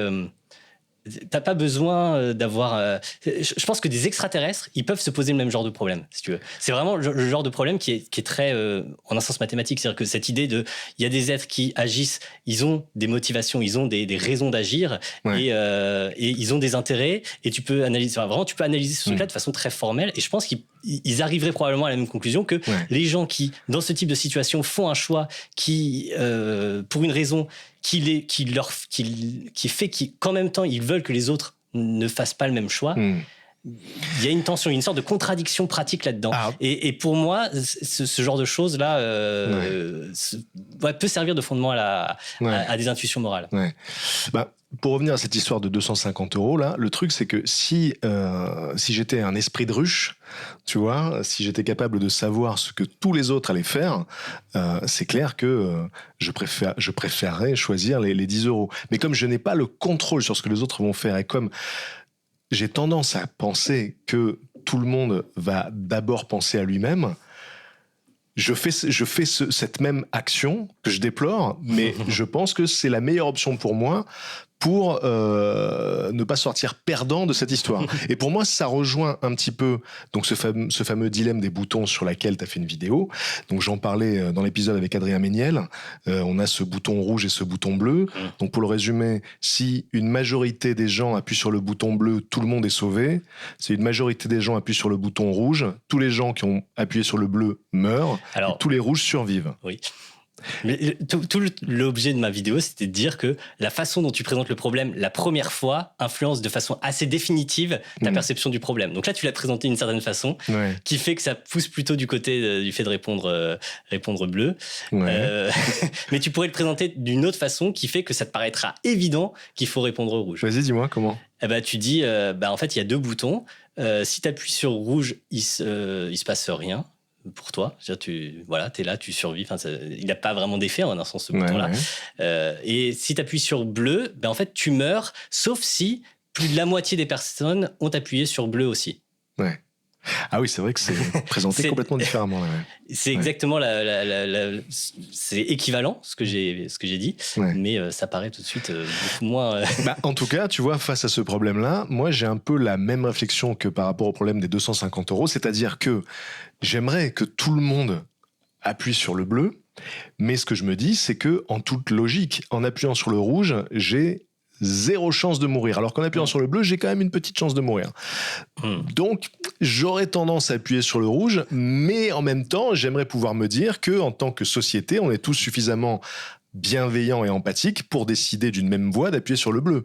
Mais je sais que ce sera pas le cas, donc j'aurais plutôt tendance à appuyer sur le rouge. C'est terrible. Ce dilemme-là, il est redoutable. Ouais, en plus, vraiment. les gens peuvent vraiment t'insulter après. Mais c'est ça. Ça fait partie de ces dilemmes qui divisent les gens en deux terrible, camps, c'est terrible. qui se détestent. Mais là, je pense qu'il y a une énorme différence entre ces deux dilemmes. C'est un des trucs que je présente dans la vidéo justement, c'est que dans le dilemme bleu-rouge, quand tu choisis rouge, tu peux vouloir en même temps. En fait, même ça te donne une raison de vouloir que les autres choisissent rouge aussi. Ce que tu veux, c'est que tout le monde choisisse rouge en fait. Tandis que dans ton dilemme là des 250 euros, quand tu choisis tes 250 euros, la raison pour laquelle tu choisis 250 euros, c'est-à-dire l'appât du gain, elle te fait en même temps vouloir que les autres ne fassent pas le même choix. Tu voudrais plutôt que les autres, parce que chaque personne qui va appuyer sur 10, il te fait gagner plus. Ouais. Donc c'est très différent. Un autre truc aussi qui est différent, c'est que si tout le monde coopère, si tout le monde appuie sur 10, tout le monde repart avec 1000. Ouais. On aura gagné 100 000. Tandis que si tout le monde appuie sur 250, tout le monde repart avec juste 250, on n'aura gagné que 25 000. Ouais. Donc c'est pas ce qui est obtenu n'est pas le même. Tandis que là, dans le truc des bleus et rouges, si tout le monde appuie sur rouge ou si au moins la moitié appuie sur bleu, on arrive au même résultat qui est tout le monde survit. Non, mais c'est clair que le bouton des 10 euros, c'est le meilleur choix. Mais comme on ne peut pas contrôler le choix des autres, en fait, c'est un choix qui pourrait se faire, encore une fois, en esprit de ruche. Si on était une colonie de fourmis, tu vois, peut-être que tout le monde ferait le bon choix, mais les humains étant ce qu'ils sont, ce serait intéressant de le faire pour de vrai, ce problème. Hein. J'imagine que ça a pu être fait. Des expériences de ce type-là. J'avais bien, hein. Ça coûte très cher. Ouais, oui, c'est sûr. Ça dépend à quelle valeur tu le mets. Il y a Ouais. aussi... c'est intéressant de savoir quel prix tu vas mettre exactement parce que je pense qu'il y a un certain niveau de prix où tu as envie de garantir ton gain minimal. Et je pense justement il vaut mieux mettre un prix pas trop élevé pour cette raison-là. Peut-être on pourrait le faire avec 25 euros et 10 personnes, un truc comme ça. Peut-être. Et il pourrait y avoir une influence de est-ce que tu vois les autres personnes? Est-ce que ton choix va être public ou pas? Etc. Ouais. Je pense que ça serait marrant à faire. Ouais. Je continue avec le tu préfères philosophique. Donc, c'est pas vraiment tu préfères, mais bon, tu m'as compris. Penses-tu que la vie a un sens ou penses-tu que nous lui donnons un sens? Donc ça, c'est la vision existentialiste, hein, le fait qu'on donne du sens à la vie. Et l'autre version, le fait que la vie a un sens, ce serait plutôt... une vision théologique d'une certaine manière. Donc toi, tu serais plutôt de quel côté ? Spontanément, j'ai surtout envie d'éclaircir le sens de sens là. Ouais, oui, le sens de sens. Ouais, tout à fait. J'ai l'impression que c'est ça le problème et qu'en l'absence de sens de sens. Oui, il faut se mettre d'accord. Mais c'est souvent le cœur des problèmes philosophiques en fait. Hein. Il faut se mettre d'accord sur le sens des termes. Et c'est pour ça que connaître la littérature, souvent ça aide ça, c'est que tu vas avoir, tu vas au moins t'y retrouver mieux parce que on aura mieux catalogué, recensé les différentes approches de cette notion là. Et donc là. Ouais. Enfin, globalement, il y a des gens qui déplorent l'absence de sens dans l'existence et qui se disent à quoi bon tout ça, toute cette mascarade, tout ce carnaval. Et je pense que si on a une approche plutôt existentialiste, donc si on considère que le sens c'est nous qui le donnons, ça peut complètement changer le rapport qu'on a à la vie en fait, à l'existence. Personnellement, je sais que j'ai jamais eu ce vertige justement du non-sens parce que j'ai jamais considéré que la vie, l'existence, la réalité avait un sens profond, une direction, un but. Je me suis toujours dit que c'était quelque chose qui existait, qui était là, sans forcément de raison, et que en tant qu'être vivant et conscient, on pouvait attribuer du sens aux choses, mais que ça nous regardait nous. En fait, le sens, je pense que c'est une notion très, très humaine, mais que ça ne concerne pas 99% des choses qui existent, des phénomènes qui ne s'embarrassent pas de la question du sens, en fait. Je pense que, effectivement, quand je réfléchis aux dimensions absurdes de l'univers, qui est beaucoup trop grand pour ce que c'est plutôt le côté vide, vide de sens notamment, qui me frappe. Donc, je pense que, ouais, déjà, je serais pas plutôt de la team a un sens, si par là on imagine qu'il est vraiment inhérent. Je sais pas, ça me paraît trop grand et trop vide, quoi, globalement, tout ça. Et après, donne un sens ou n'en ajuste pas. Je saurais pas exactement trancher parce que je suis pas sûr de bien comprendre qu'est-ce qu'on signifie par là. Okay. Mais ce qui me frappe le plus, c'est surtout ce côté très vite. Enfin, de temps en temps, tu médites sur les dimensions de. Je pense que le côté les dimensions de l'univers, c'est vraiment un truc qui est déprimant. Ouais. Qui est bizarre. C'est vraiment très très grand. Encore, c'est tout ce qu'on voit. C'est même pas. C'est tout ce qu'on arrive à voir on ne mesure pas à quel point, au XXe siècle, la distance des objets les plus éloignés a augmenté de façon hallucinante parce qu'on a compris que les nébuleuses, les trucs qu'on voyait comme ça, en fait, c'est des galaxies. Donc ça veut dire que là, quand on voit ce petit truc-là, toutes les étoiles qu'on voit, c'est la même chose, mais en vachement plus loin. Et il y en a plein. Et en plus, tu fais le truc du ciel profond, là, et t'en vois de partout. Oui, l'univers, c'est principalement du rien. Ouais, et parfois, il y a quelques grumeaux. Ouais. Et ces grumeaux sont dans des dimensions qui sont ridiculement gigantesques aussi, en fait, si tu les rapportes à nous. Enfin bref, mais en même temps, pour moi, ça pose aussi la question, justement, de l'expérience et de la conscience. J'aime bien l'idée, tu vois, donc je considère que nous créons le sens, nous donnons du sens aux choses, donc c'est ma vision, mais j'aime bien l'idée que le sens, la direction, l'intention peut-être de l'univers, c'est d'aller vers la complexité. Et j'aime bien l'idée que l'intelligence telle qu'elle a émergé sur cette planète va continuer à se développer, peut-être par le biais d'ailleurs des intelligences artificielles, alors qu'au départ, a priori, il n'y avait pas de conscience, il n'y avait pas de perception de la réalité. Et puis, après plusieurs milliards d'années, on a ce phénomène qui jaillit, qui émerge, qui est la vie. Ce phénomène se complexifie et finit par produire la conscience. Là, tout à coup, on a quelque chose qui est capable de se rendre compte du tout, qui est capable de se rendre compte de l'immensité, du vide, du réel. Et en fait, si l'univers était une gigantesque machine à créer l'expérience, je trouverais le scénario intéressant, tu vois, en science-fiction. Je veux dire, bien vu. Et peut-être qu'avec l'IA, on est en train de créer la succession de ça. En fait, c'est l'organique qui a créé la succession de l'esprit, de la conscience, et peut-être que cette conscience, du coup, sera désincarnée un jour, qu'elle prendra notre suite, et qu'on arrivera à une sorte d'entité, un peu comme dans une nouvelle d'Asimov. Je crois que la nouvelle, c'est La Dernière Question, qui est une nouvelle génialissime, où on arrive, au bout du compte, à une sorte d'entité intelligente, omnisciente, qui englobe tout, et qui est en fait Dieu. Je viens de spoiler la nouvelle, mais bon. Voilà, donc j'aime bien cette idée-là. Je n'y crois pas, tu vois, je n'y crois pas comme on peut croire à une religion, par exemple, mais je trouve l'idée séduisante. Donc le sens, ce serait vers plus de complexité, plus de complexité, plus d'intelligence, voilà. Comme si l'univers, la matière, était le substrat de ce phénomène qui est capable, du coup, de percevoir, d'expérimenter la réalité. Voilà. Et c'est vrai que il faut pas qu'on oublie, et ça je trouve que c'est vertigineux comme vision, comme prise de conscience, qu'on ait des fragments de l'univers qui s'observent lui-même. C'est factuel. Oui. Et du coup, peut-être que ça peut être une interprétation de tout ce carnaval. Peut-être que c'est l'univers qui a fini par générer une conscience capable de s'observer lui-même. Mais bon, voilà. Encore une fois, on est dans une belle histoire de science-fiction. Là. Ah non, mais c'est fascinant tout ça, de toute façon. Non, mais moi, souvent, quand je réfléchis à ces choses-là, j'ai plutôt tendance à me replier vers quelque chose, dire, mais de toute façon, à tous les coups, tout ça n'a aucun sens. C'est plutôt ça, mon réflexe. Mais je comprends l'autre point de vue de se dire, bref. Alors Thibaut, éternalisme ou présentisme? Donc là, on parle de philosophie du temps.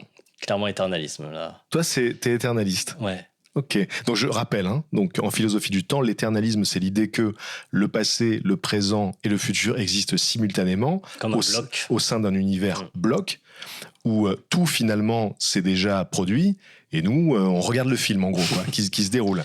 Et le présentisme, c'est la vision selon laquelle seul le présent existe, que le passé n'existe plus et que le futur n'existe pas encore. Et que seul le présent, l'expérience du maintenant, contient la réalité. Donc toi, t'es éternaliste. Ouais. C'est plutôt dû au fait que le présentisme est très problématique. Enfin, il y a deux raisons. Il y a ça, en fait, le présentisme est très bizarre. Et pourtant, c'est notre expérience la plus fondamentale. Oui, c'est ce qu'on vit tous. Le problème, ne serait-ce que parce qu'il n'y a pas de présent absolu, quoi. Disons que si ça t'oblige à devenir plus ou moins solipsiste, j'ai l'impression. Enfin, c'est compliqué d'être juste présentiste. Et puis l'éternalisme, c'est très cohérent avec ce qu'on sait de la physique, et donc c'est quand même des bonnes raisons pour l'être. Mais c'est vrai que c'est une position qui est quand même bizarre, hein, l'éternalisme. Les deux sont bizarres et problématiques, parce que dans le cas de l'éternalisme, ça contredit tout simplement notre expérience de chaque instant. Tu vois, de considérer que le passé existe toujours quelque part. J'avais lu un article de philo qui présentait le problème avec l'exemple d'un mal de tête. D'ailleurs, je ne sais pas si tu as toujours mal à la tête ou si ça s'est arrangé. Bon, donc cet article utilisait le mal de tête, la migraine, pour essayer de se représenter l'éternalisme de façon très concrète, très triviale, avec cette idée que si l'éternalisme est réel, si c'est comme ça que fonctionne la réalité, alors le mal de tête existe toujours. Même si on n'a plus mal, le mal de tête existe toujours quelque part. Mais alors pourquoi on l'éprouve plus? Et du coup, en fait, ça contredit totalement ce qu'on éprouve, parce qu'on ne vit pas toutes les expériences en même temps. On en vit une seule. Et le présentisme, effectivement, se heurte aussi à des problèmes conceptuels. Donc là, on est vraiment dans cette dichotomie entre l'expérience directe et la réflexion et la logique. Donc peut-être qu'on est face là aussi à un problème mystérianiste. Oui, je pense de toute façon, les questions un peu de fondement de la physique se prêtent bien aussi à se dire... C'est bien de garder en tête cette idée mystérianiste, de dire, il est très probable quand même que notre appareil cognitif n'est juste pas adapté pour traiter ça. Mais peut-être il pourrait s'améliorer, hein, je ne sais pas. Alors celle-là, c'est un grand classique. Physicalisme ou dualisme? Bon, alors oui, sans trop d'hésitation, plutôt physicalisme. Alors sans trop d'hésitation, parce que la vision dualiste, alors là aussi, pour rappeler un petit peu le truc, donc le dualisme, c'est la vision qui est associée à Descartes très souvent, l'idée qu'il y a d'un côté le monde physique et de l'autre le monde de l'esprit qui serait fait d'une autre substance, et le physicalisme, c'est l'idée que tout peut se ramener au physique, au monde physique. Donc, comme tu le dis, généralement le dualisme aujourd'hui, il est pris à la rigolade, le dualisme de Descartes, mais il y a de nouvelles versions. Voilà, le dualisme des substances, mais voilà. Après, il peut y avoir le dualisme des propriétés. Personnellement, moi, je me vois comme un physicaliste non réductionniste. Donc, pour les personnes qui nous écouteraient, qui ne seraient pas familières de ces concepts-là, l'idée, c'est que il y a peut-être un dualisme, mais qui n'est pas un dualisme de la substance, mais un dualisme de la propriété. C'est-à-dire que si on prend l'exemple de la conscience, par exemple, pour les physicalistes, la conscience peut être réduite au seul monde physique, mais on peut peut-être considérer que avec ce substrat physique, il y a un phénomène nouveau qui émerge et qui représente un dualisme de la propriété. C'est-à-dire qu'on a une base physique, mais il y a quelque chose de nouveau qui émerge. Et moi, fondamentalement, je suis émergentiste, vraiment, c'est ma vision. Mais émergentisme fort, parce que moi, je serais d'accord pour dire que ça émerge, mais juste, je ne mets pas de choses fortes dans la notion d'émergence. Ça émerge au même sens où la température émerge de l'agitation moléculaire. Moi, l'émergentisme, c'est vraiment ma foi en réalité, tu vois. Et il y a une question, je vais te la poser juste après, qui est est-ce qu'il y a quelque chose que tu crois sans pouvoir le prouver? Et ben moi, c'est l'émergentisme fort. Je pense que à différents niveaux de complexité, il y a des phénomènes qui émergent et qui ne peuvent pas se réduire à leurs composantes fondamentales. Toi, est-ce qu'il y a quelque chose que tu crois sans pouvoir le prouver comme ça? Je pense que je peux pas prouver. Ça dépend de ce que tu appelles prouver, quoi. Donc, C'est encore une autre question, ça. J'essaye d'adapter le niveau auquel je crois aux choses, au niveau de preuve dont je dispose. Après, je suis sans doute pas parfait, donc peut-être que le physicalisme, j'y crois trop par rapport au niveau de preuve dont je dispose réellement. C'est bien possible. J'ai l'impression que c'est un pari raisonnable quand même. Ouais. Au sens, ok, je peux pas résoudre vraiment le problème difficile de la conscience, mais encore une fois, notre appareil cognitif ne le permet sans doute pas. Ouais. Mais je serais prêt à parier que c'est pas un phénomène qui est aussi bizarre que l'impression subjective qu'on en a et que. Je sais que tu as une attirance vers les positions illusionnistes un petit peu. T'aimes bien l'idée d'abandonner tes intuitions directes au profit de visions qui peuvent sembler un peu extravagantes, comme dire par exemple que les qualia, donc nos expériences conscientes, sont des illusions, n'existent pas vraiment. C'est plus qu'on a l'illusion de transparence. Enfin, en gros, que notre introspection est en partie illusoire. En gros, les choses qui sont difficiles à expliquer dans la conscience, c'est ce qu'on appelle les propriétés phénoménales. Ce serait ça qui est illusoire. On aurait l'illusion qu'il y a de telles propriétés dans notre expérience consciente. Typiquement que je ne peux pas me tromper quand j'éprouve une douleur, par exemple. C'est cette idée d'immunité à l'erreur qui est très bizarre parce qu'on la retrouve nulle part ailleurs, en un sens. Donc on aurait une illusion là-dessus. Tu pourrais te tromper sur le fait que tu as mal. Ouais. Et ça paraît bizarre. Je sais à quel point cette phrase est fondamentalement bizarre. Pour le coup, moi, quand j'ai découvert la position illusionniste en philosophie de l'esprit, ça m'a rendu dingo, en fait, parce que je trouve que c'est nier notre expérience la plus fondamentale, en fait. C'est exactement ce que disait la personne que j'ai interviewée il a eu quasiment ces mots-là, il me semble. Il dit, oui, c'est perturbant parce que ça revient à ça. Parce que, en fait, donc la position, c'est que notre expérience consciente, donc ça peut être la perception de la douleur ou ce que ça fait de voir du rouge ou d'écouter de la musique, que ce phénomène-là est une illusion et qu'on peut se tromper sur le fait d'éprouver cette expérience. Mais je trouve que dans ce cas-là, l'illusion elle-même est déjà une expérience. C'est pour ça que pour moi, tu ne peux pas te tromper si tu penses avoir mal. En tout cas, si tu ressens une expérience de douleur, tu ne peux pas te tromper parce que l'expérience elle-même est une validation de son existence, en fait. Non, même si... On ne te dit pas que tu as...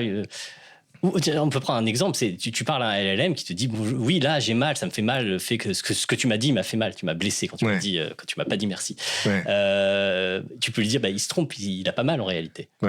Ça aurait un sens parce que il fait une affirmation, quand même. Tu peux le décrire comme un agent, tu peux dire qu'il fait une affirmation, tu peux dire que cette affirmation est fausse, donc il peut se tromper là-dessus. C'est vrai, mais la grande différence, c'est que dans le cas du LLM, je vais imaginer qu'il est en train de simuler le comportement d'une personne humaine à qui on poserait la question.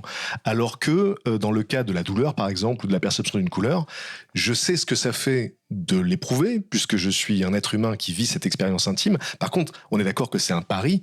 Je peux pas garantir à 100% que c'est la même chose pour toi. Je peux pas savoir si tu perçois du rouge ou si tu perçois la douleur. Tu peux être un zombie philosophique. Voilà, qui est un concept cher à Dan Dennett.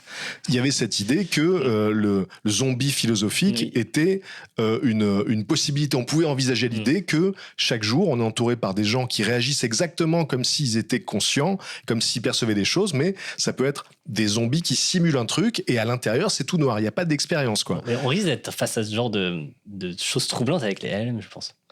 On va être face à des objets dont on va penser qu'ils n'ont pas d'expérience consciente, tout en ayant un comportement qui s'en rapproche de façon relativement troublante.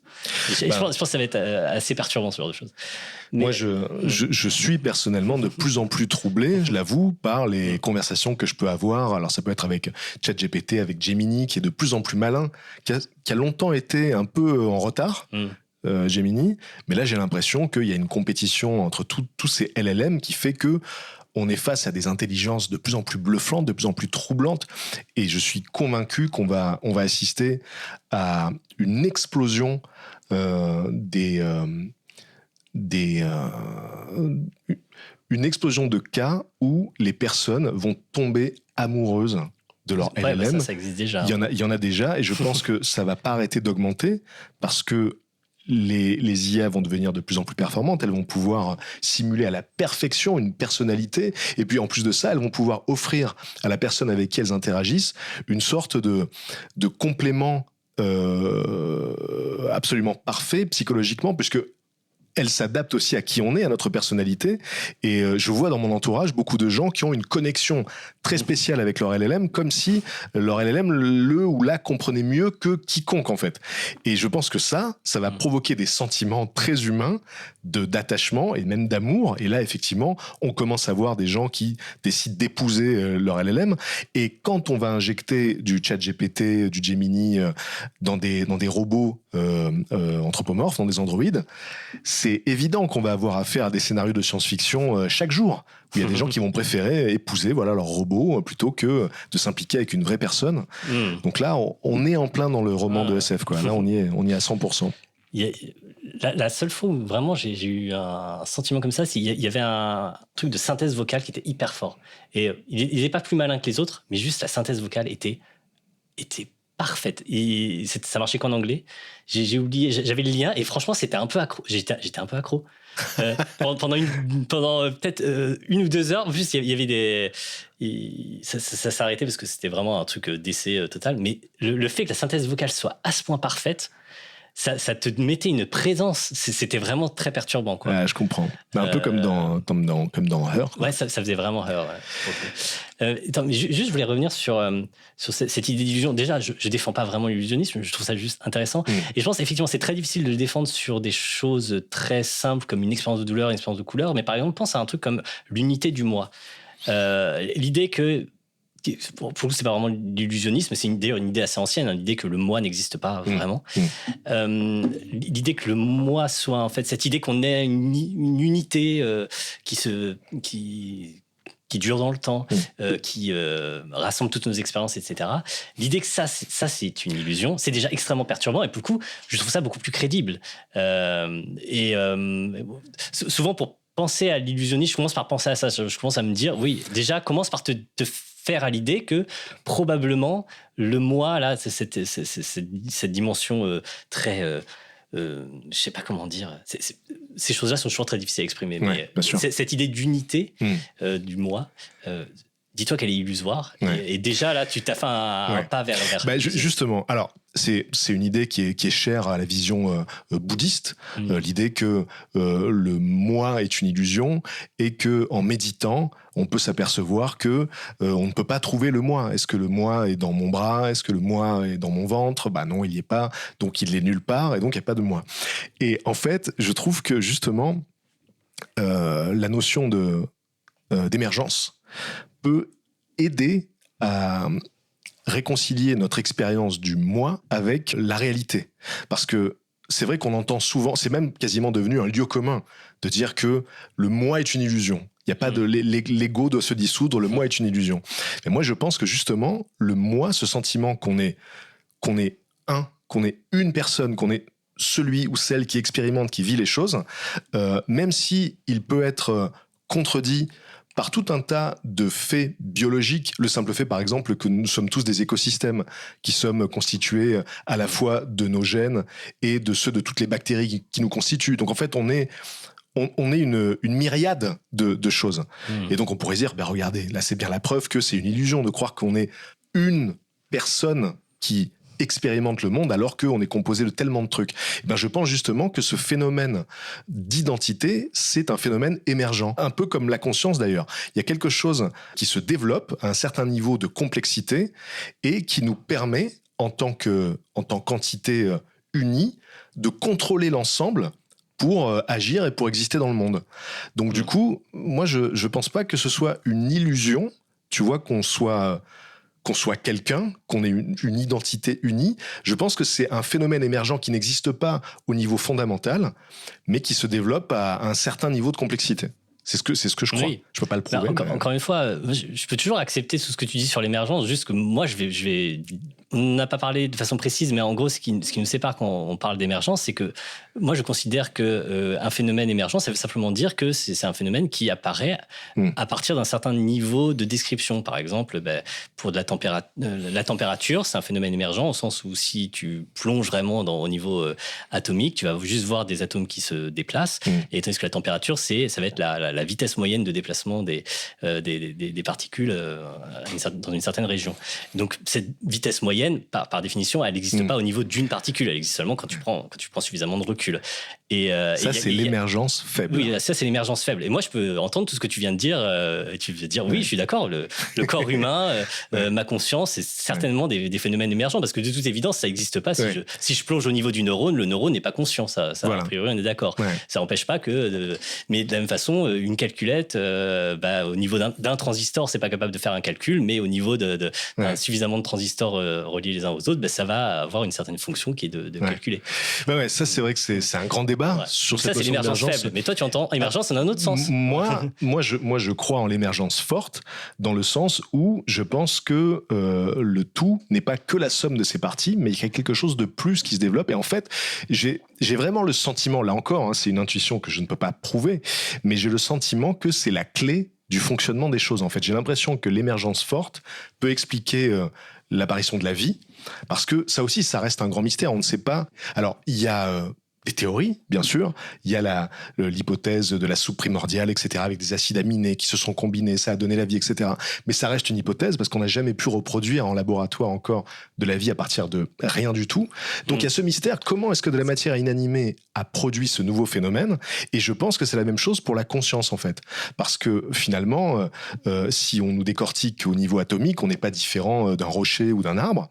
Mais il se trouve que dans notre assemblage à nous, il y a quelque chose de nouveau qui s'est produit. Et je pense, moi, que c'est quelque chose qui ne peut pas se réduire à la somme de ses parties, mais qui est un phénomène nouveau qui émerge à un degré de complexité. Ouais. Pour le coup, je ne serais pas mystérianiste sur l'origine de la vie. Je pense qu'on peut la comprendre. Genre, si on avait la réponse, si on appuie sur un bouton, on nous donne la réponse, il y a de fortes chances pour qu'on puisse la comprendre. Genre que les biologistes, en tout cas, puissent la comprendre aujourd'hui.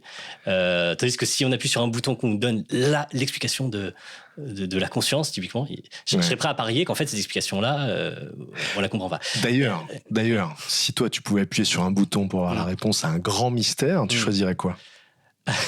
C'est une bonne question parce que justement, il faut choisir un mystère pour lequel on est équipé cognitivement. Parce que imagine, sinon tu ne peux pas le comprendre. Imagine le chien comme ça, ce truc-là, et tu lui dis, il veut connaître l'origine de l'univers, il appuie sur le bouton, tu lui montres, je sais pas. Tu lui donnes un bouquin d'Einstein, tu dis, voilà, tout est là-dedans.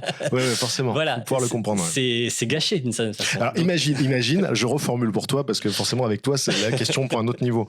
Mais alors imagine, tu peux appuyer sur un bouton. T'as la réponse à un grand mystère et en plus, t'es magiquement équipé de l'appareil cognitif qui te permet de le comprendre.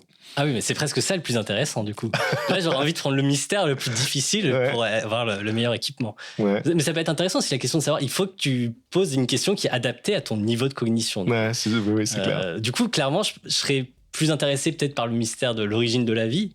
Que je pense qu'il y a plus de chances de comprendre. Enfin, ceci dit, je pense que ça m'intéresserait quand même quelque chose du type l'origine de l'univers, même si je le comprends pas, parce qu'au moins j'aurais appris que c'est pas compréhensible. Tu vois. Je trouverais ça quand même assez satisfaisant de savoir ça. Je pourrais être un mystérianiste pour de bonnes raisons. Quoi. Merci beaucoup Thibaut d'avoir été mon invité. Merci beaucoup de m'avoir invité. Avec plaisir. Si ça vous a intéressé, n'hésitez pas à laisser des commentaires et des étoiles sur les plateformes de streaming. On se retrouve mardi prochain.